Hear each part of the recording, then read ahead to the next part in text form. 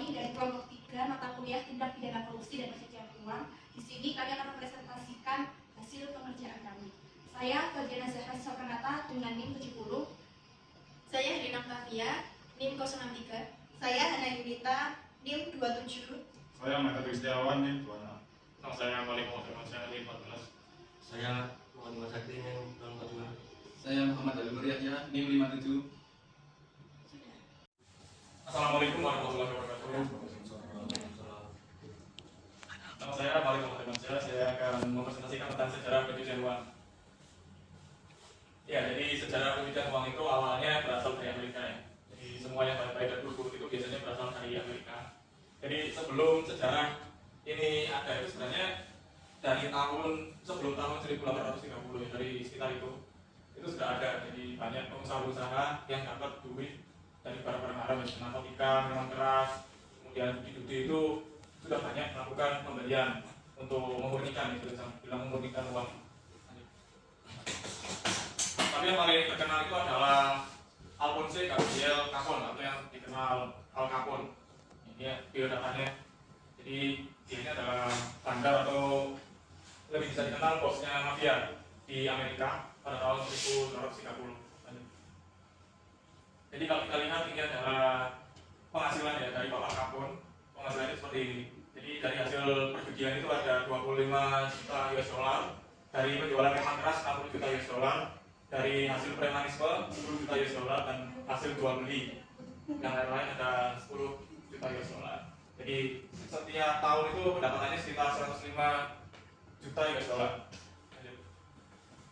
Nah, jadi ini ya istilah munculnya itu adanya money laundry atau pencucian uang itu dari Al Capone. Jadi pada waktu 1930 Al Capone ini bersama geng mafianya itu ingin menyembunyikan hasil kejahatannya. Karena pada waktu saat itu hasil dari perjudian, prostitusi, pemerasan dan penjualan gelap minuman keras itu hasilnya dibayarkan melalui uang tunai ya. Jadi sangat gampang untuk dilacak.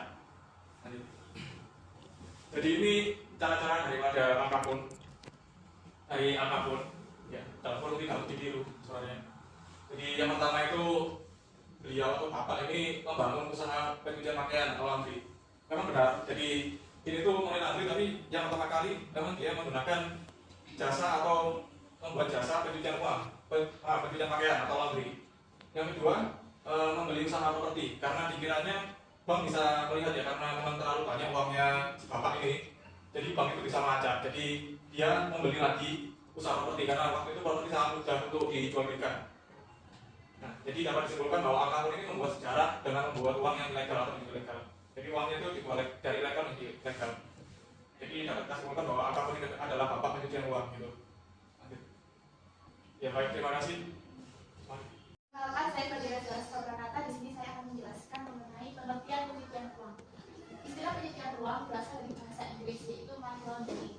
Pencucian uang merupakan kegiatan yang dalam prosesnya dilakukan oleh seorang atau organisasi kejahatan terhadap uang haram, yaitu uang yang berasal dari tindak kejahatan dengan maksud menyembunyikan asal-usul uang tersebut dari pemerintah atau otoritas yang berwenang melakukan penindakan terhadap tindak kejahatan dengan cara terutama memasukkan uang tersebut ke dalam sistem keuangan.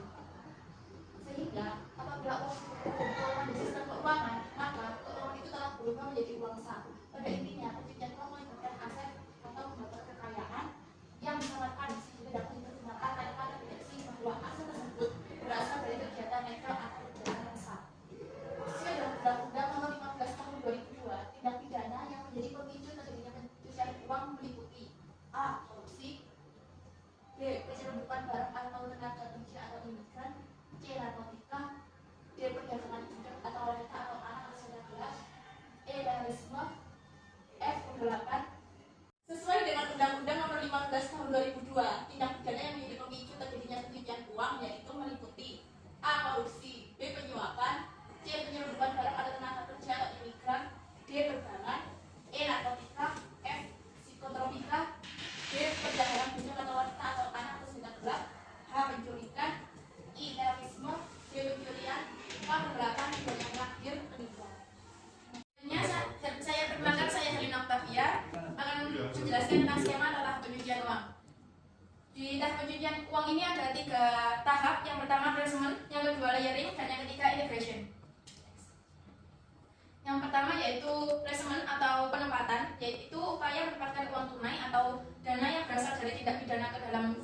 keuangan atau yang disebut dengan financial system. Bentuk-bentuk kegiatan ini antara lain yang pertama menempatkan dana pada bank. Kadang-kadang kegiatan ini diikuti dengan pengajuan kredit atau pembiayaan. Yang kedua, menyetorkan uang kepada penyedia jasa keuangan sebagai pembayaran kredit untuk menggabungkan audit trial. Yang ketiga, menyelundupkan uang dari suatu negara ke negara lain. Keempat, membiayai suatu usaha yang seolah-olah sah atau terkait dengan usaha yang sah berupa kredit pembiayaan sehingga mengubah kas menjadi kredit atau pembiayaan. Yang terakhir, membeli barang-barang berharga yang bernilai tinggi untuk keperluan pribadi dan memberikan hadiah yang nilainya mahal sebagai penghargaan atau hadiah kepada pihak lain yang membayarnya dilakukan melalui penyedia jasa keuangan. Next. Yang kedua, transfer atau lawyering. Ini upaya memisahkan hasil tindak pidana. Dalam artian hasil tindak pidana ini bisa disebut dengan uang haram dari sumbernya, yaitu tindak pidananya melalui berupa tahap transaksi keuangan untuk menyembunyikan atau menyamakan asal-usul dana tersebut dari beberapa rekening atau lokasi tertentu sebagai hasil placement ke tempat lain melalui serangkaian transaksi yang kompleks dan didesain untuk menyamakan dan menghilangkan jejak sumber dana tersebut. Dengan cara transfer tersebut, pihak yang menyimpan dana di bank atau disebut dengan nasabah penyimpan bukanlah pemilik yang sesungguhnya, melainkan hanya sekedar bertindak sebagai kuasa atau pelaksana amanah dari pihak lain yang menugasinya untuk mendepositkan uang tersebut di sebuah bank. Sering pula terjadi bahwa pihak lain itu juga bukan pemilik aslinya. Pemindahan itu dilakukan beberapa kali sehingga sangat sulit dilacak, sekalipun telah ada kerjasama antar penegak hukum secara nasional. Nah, ini ada beberapa contoh dalam hal transfer. Bisa jadi yang pertama, transfer dana dari suatu bank ke bank lain atau antar negara. Yang kedua, penggunaan simpanan tunai sebagai agunan untuk mendukung transaksi yang sah. Yang ketiga, memindahkan uang tunai lintas batas negara melalui jalinan kegiatan usaha yang sah maupun shell company. Dan yang ketiga ini integration. Kekayaan yang berasal dari tindak pidana yang telah berhasil masuk dalam sistem keuangan melalui transfer sehingga seolah-olah harta kekayaan ini tampak halal atau sah jadi pemilik tersebut. Integration ini bisa dinikmati langsung secara investasi ke dalam berbagai bentuk kekayaan material maupun keuangan. Yang kedua, bisa digunakan untuk membiayai kegiatan bisnis yang sah maupun untuk membiayai kembali kegiatan dari hasil tindak pidana tersebut. Dalam melakukan pencucian uang tersebut, pelaku itu tidak perlu mempertimbangkan hasil yang akan diperoleh dan besarnya biaya yang harus dikeluarkan karena tujuan utamanya adalah untuk menyamakan atau menghilangkan asal-usul uang sehingga hasil akhirnya dapat dinikmati atau digunakan secara aman oleh pelaku tersebut. Nama saya Angga Setiawan. Di sini saya akan menjelaskan terkait proses dalam pencucian uang. 1. Pembenahan atau immersion. Dalam proses ini, uang yang dihasilkan dari kejahatan ditempatkan ke dalam suatu tempat yang sangat sulit untuk dilacak oleh sistem pengawasan tugas hukum. Hal tersebut bisa terjadi dikarenakan dalam melakukan proses pembayaran melalui proses yang sah bisa melalui website, pos, rekening koran ataupun instrumen keuangan lainnya yang mudah dikonversi ke dalam uang tunai. 2. Penggunaan transaksi kegiatan yang sulit dilacak dan dipajaki. Kesulitan bisa terjadi dikarenakan dari sumber transaksi dalam melakukan kegiatan tersebut tidak perlu menunjukkan identitas baik pembeli maupun penjual komoditi yang diperjualbelikan. Besar volume atau nilai transaksi yang sulit untuk ditaksir karena bersifat cash atau carry ataupun dikarenakan tidak ada batas harga yang baku. Kegiatan transaksi uang secara tunai antara lain perdagangan eceran. 3. Proses pengacakan dilakukan dengan menggunakan undang-undang kerahasiaan bank maupun telah hukum. Sistem politik yang busuk bisa melemahkan administrasi serta sistem pembayaran ataupun sistem perbankan yang ada di berbagai negara. Dengan demikian, para ahli serta pengacara, konsultan dan akuntan sangat menonjol dalam proses tersebut. 4. Proses pencucian uang haram melalui pengalihan ataupun repatriasi dan integrasi. Pada proses ini, uang haram telah dicuci bersih dan dimasukkan ke dalam sirkulasi dalam bentuk yang menurut hukum atau hukum telah berubah menjadi legal dan sudah membayar konsekuensi. Dalam proses pencucian uang ada 4 faktor yang harus diperhatikan, antara lain 1. merahasiakan siapa pemilik yang sebenarnya ataupun sumber uang hasil kejahatan tersebut. 2. Mengubah bentuknya sehingga mudah dibawa kemana-mana. 3. Merahasiakan sistem pencucian tersebut sehingga pemiliknya pelacak oleh petugas. 4. Diawasi oleh pemilik kaya yang sebenarnya. Assalamualaikum warahmatullahi wabarakatuh. Saya Muhammad Dalmuri Yahya. Saya Muhammad Sakti mau menjelaskan metode bagaimana penyediaan uang terjadi. Apa itu penyediaan uang? Istilah ini malah disebut dengan media massa, terutama ketika seseorang tersangka korupsi tengah diperiksa oleh aparat berwajib. Ada banyak pendefinisian tentang penyediaan uang, tapi pada intinya frasa ini memiliki pengertian sebagai proses penyamaran hasil kejahatan dengan mengintegrasikan uang yang diperoleh ke dalam sistem keuangan sehingga ia menjadi sah alias bersih. Dari pengertian tersebut sudah jelas bahwa praktik pencucian uang sangat menguntungkan para kriminal.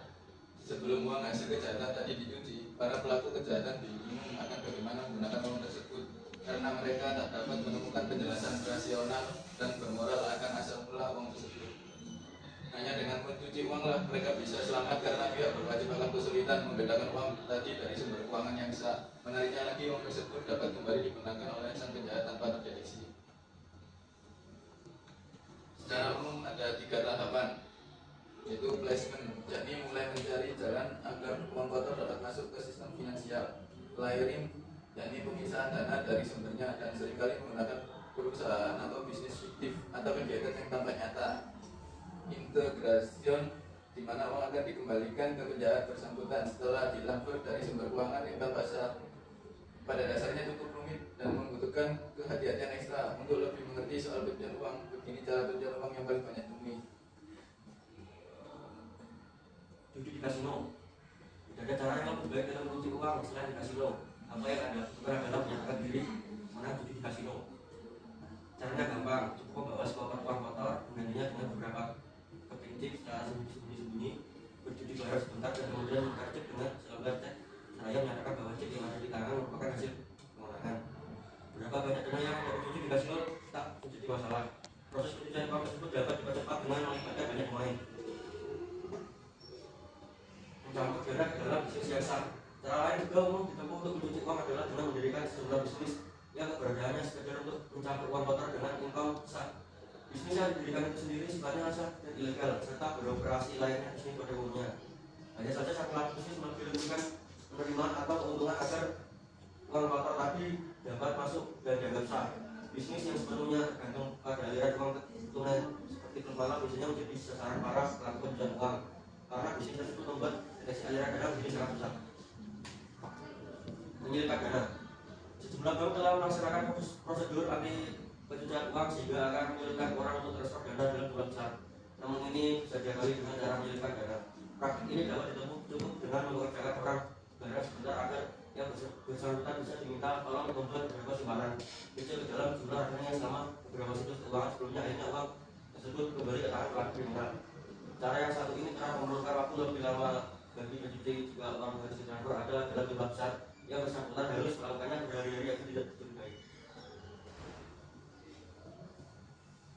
Praktik pencucian uang memanfaatkan jaringan kerja yang luas guna melangsungkan begitu banyak transaksi dengan nama dan rekening bank berbeda-beda.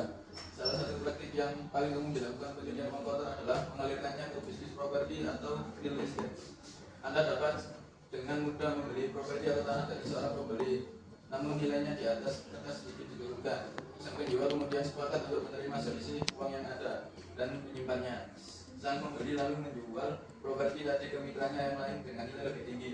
Nah, selisih uang dari penjualan dan pembelian yang merupakan uang kotor yang telah dibersihkan.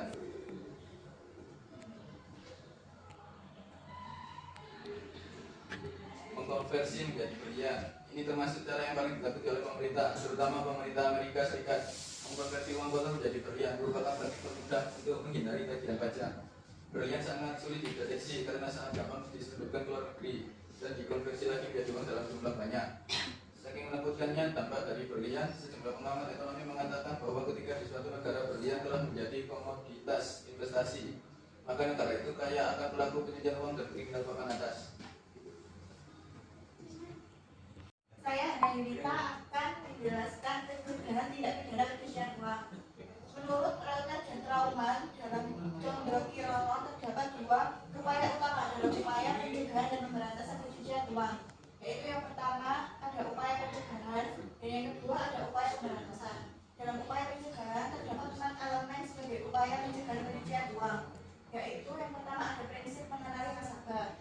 Elemen mengenali nasabah telah diatur tentang prinsip tersebut dalam Undang-Undang Nomor 8 Tahun 2010 tentang pencucian dan pemberantasan tindak pidana pencucian uang yang diatur dalam pasal 18 sampai 22. Yang kedua, elemen pelaporan telah diatur tentang prinsip tersebut dalam Undang-Undang Nomor 8 Tahun 2010 tentang pencucian dan pemberantasan tindak pidana pencucian uang yang diatur dalam pasal 23 sampai 30. Dalam pasal tersebut dijelaskan mengenai kewajiban penyedia jasa keuangan untuk melampirkan kepada pusat pelaporan analisis transaksi keuangan berupa laporan transaksi keuangan mencurigakan dan laporan transaksi keuangan tunai serta laporan transaksi keuangan transfer dan dana dari luar negeri. Yang ketiga ada elemen peraturan telah diatur dalam Undang-Undang Nomor 8 Tahun 2010 tentang pencucian dan pemberantasan tindak pidana pencucian uang dalam undang-undang sekarang ini. Elemen sanksi diatur dalam Undang-Undang Nomor 8 Tahun 2010 tentang pencucian dan pemberantasan tindak pidana pencucian uang. Sanksi terberat yang diberikan kepada pelaku tindak pidana pencucian uang yang dikategorikan telah melanggar pasal 13, yaitu pidana penjara paling lama 20 tahun dan denda paling banyak 1 miliar. Upaya yang kedua yaitu pemberantasan terdiri dari 4 elemen, yaitu elemen kejahatan asal diatur dalam Undang-Undang Nomor 8 Tahun 2010 tentang pencucian dan pemberantasan tindak pidana pencucian uang. Dalam pasal 2 dicantumkan 26 jenis tindak pidana yang dapat dikategorikan sebagai tindak pidana pencucian uang bagi terjadinya pencucian uang.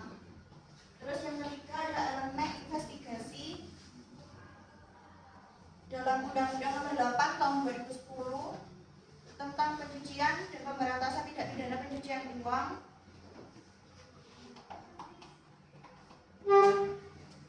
Yang diatur mengenai siapa saja pihak-pihak yang berwenang untuk melakukan penyidikan tindak pidana pencucian uang, diantaranya kepolisian, kejaksaan, KPK, BNN, serta Dirjen Pajak dan Dirjen Bea Cukai.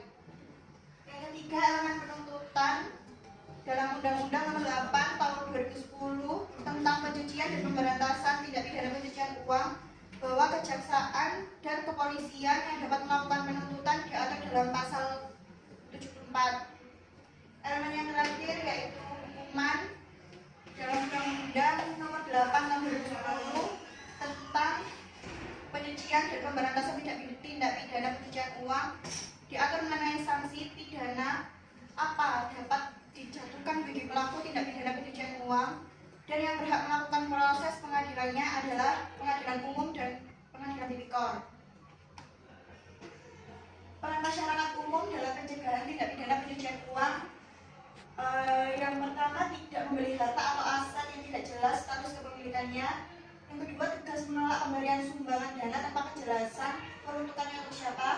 Yang ketiga, tegas menolak mendanai pemberian bahan kimia berbahaya yang diduga terkait kegiatan terorisme. Yang keempat, terkait tidak terlibat dalam pengumpulan dana oleh yayasan bagi kegiatan yang tidak berhubungan dengan fungsi yayasan tersebut. Dan yang terakhir, tegas menolak membantu pendistribusian buku, artikel, tulisan yang isinya cenderung anarkis atau radikal.